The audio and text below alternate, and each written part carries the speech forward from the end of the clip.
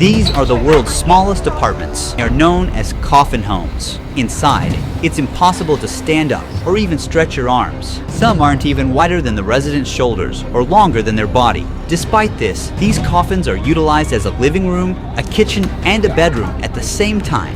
Hong Kong has had the world's most expensive housing market for 14 years. Around 200,000 people have no choice but to live in these homes. Some people have to live together in a single coffin, and some even barely fit inside their own homes. In this documentary, we'll also spend a full day with a coffin home resident who has lived in miserable conditions for 16 years. First, we're starting with the most comfortable one. This building was not originally designed like this, but through illegal renovations, they split this floor horizontally into two, squeezing in an extra level to fit more people inside. That's why the ceiling height is incredibly low. Look, one floor has been split in half to create two levels. This is Coco's home. She's been living here alone for 10 years. Thankfully, I have a window. Normally, coffin homes don't have one. A fridge, a TV, that's it. Since this place is small, you can't have much. It seems a cockroach got trapped and died inside her rice cooker. I've seen 3 people pass away in these rooms. When the people upstairs close their doors, it's a bit difficult to know when they pass away. When they start to smell, we call the police. The power load is too high, so it's easy to catch fire.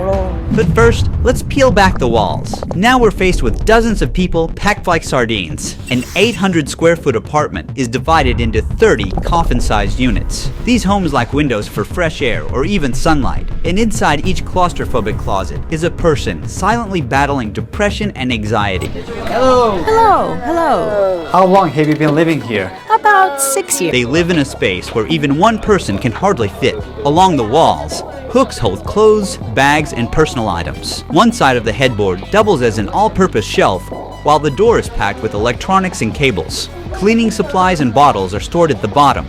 Their trash, the towel they use, fast food packaging, all within inches of the pillow they lay their head on. Because there is no window here, they use a fan to cool down. She has a short haircut to prevent herself from getting too hot in the coffin homes. You don't have ventilation and the air quality is bad here. How do you live like this? I don't mind, whatever. How do you change your clothes in such a small place? I have to bend and twist. It takes 10 minutes. What is it like to live here? It's difficult. Lots of things bite you. Look, What is this? bed bugs. This is a huge problem. Yeah, biting me all over. They're everywhere. Look how many I caught. They suck blood. Bed bugs can cause people to get anemia by biting them. They are very common pests in subdivided apartments. A female bed bug can lay up to 500 eggs in her lifetime. The bed bugs are here. Oh, can you see them? Ms. Lee went out to get some fast food and came back. She grabs a chair, and their tiny bed turned into a dining table for a moment.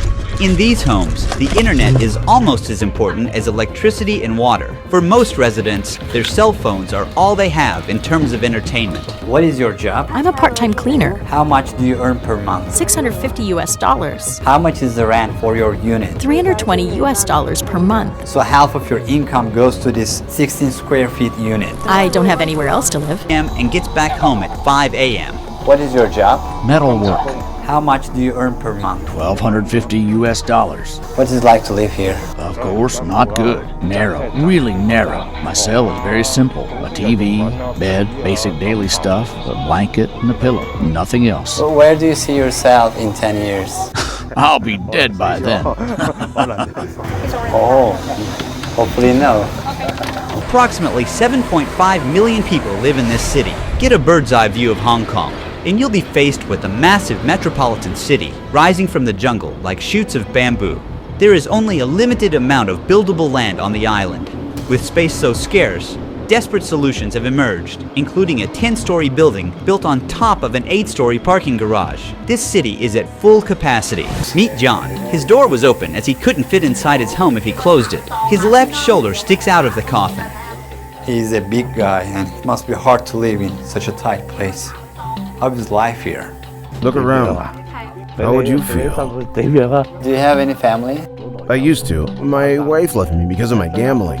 We're not in touch anymore. No, I only bet a little on horse racing. I ruined myself by gambling. How do you get by then? I get welfare. Living without having any space to move around slowly destroys the body. What do you do all day? I have nothing to do. I just watch television. I'm scared to go anywhere. I'm afraid of my legs giving out and collapsing on the ground. Where do you see yourself in 10 years in the future? 10 years? Probably in a grave. Hopefully no. Why don't you have a mattress under yourself? Because I can't fit. People sometimes sleep without mattresses to avoid a bedbug infestation. How long have you been living here like this? 18 years. Many never get to leave. In this concrete jungle, a minimum wage worker would need to save for 1,000 years to buy a 3-bedroom apartment. Have you applied for government public housing? I just applied. I'll need to wait for a long time to get a home. Most people wait more than 10 years just to access government housing with lower rent, and even that isn't free. For many of them, the wait list feels like a life sentence. Now, let's say you didn't want to live in a coffin and wanted to have the comfort of standing up in your home. We went to a rental office to show you how much this luxury really costs. This has only one room and it will cost you more than $1 million. It's a very small area. Let's say that you decided to rent. This single bedroom apartment will cost you around $4,000 per month. And later, you'll see that even owning a grave here is harder than owning a home. In Hong Kong, wealth creates a massive gap between two worlds. We only kept this part in the video to show you how these tenants live in constant fear, knowing their landlords could throw them out at any moment. I got hit by warm and musty air. The ceiling has tons of mold on it. The air inside Coffin homes is 4 times more polluted than what's safe to breathe. The entryway is a complete mess. A resident is desperately mopping up dirty water that is constantly dripping onto the floor. In some homes, the front door is just a curtain, so people living inside have zero security. She's washing vegetables in the same sink people use after using the toilet.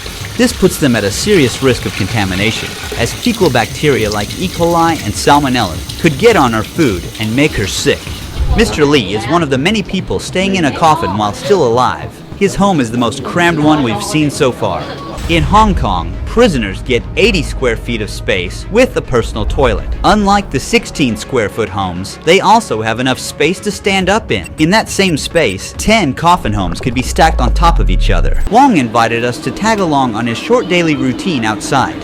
First, he took us to his temple. Despite the temple being closed, Wong insisted on praying at the gates. Despite all the hardships he encounters, he's still thankful for what he has. Along the way, he stopped at the market stall and bought some fruit with the little money he had. Then he went to the restaurant that he had coupons for. The restaurant serves a variety of dishes with a side of rice. They're usually very high in sodium and fats.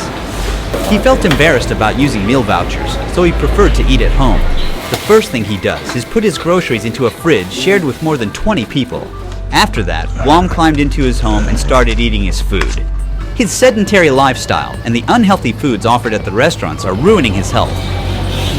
Look, I have high blood pressure. Having such high blood pressure can increase the risk of heart complications. However, the cemetery you're about to see shows you that even death is not an escape here. Every day is the same here. Finish the lunch and watch videos. This is for lunch and dinner. He carefully rationed his food so he could stretch it for 2 meals. Do you use illegal substances? No, I don't. So many people use things like that here. Once it's dark, the love homes open for business. Wong took us to one nearby that he knew about. There's a girl in each room. There's someone inside. It says, "Please wait." I asked the price. Are you a customer? Just some people coming to have a look. He denies visiting these places, but seems to know his way around them just fine. It's a 1-hour massage for $65 US. These love homes are actually subdivided apartments too. Because of the housing prices, even these women can't afford full-sized units. If the living stay in coffins in Hong Kong, where does that leave the dead? Because they are more affordable, most people rent graves rather than own them. Space is so limited that even graves in public cemeteries are not permanent. After 6 years, the body must be removed and cremated. As space runs out, cremation has become the only option, and the ashes rest in tiny drawers no bigger than a shoebox. Just like these ones, about 220,000 people are stuffed into terrible homes in one of the richest places in the world. They are not there to be protected, but to be hidden from the eyes of the rich.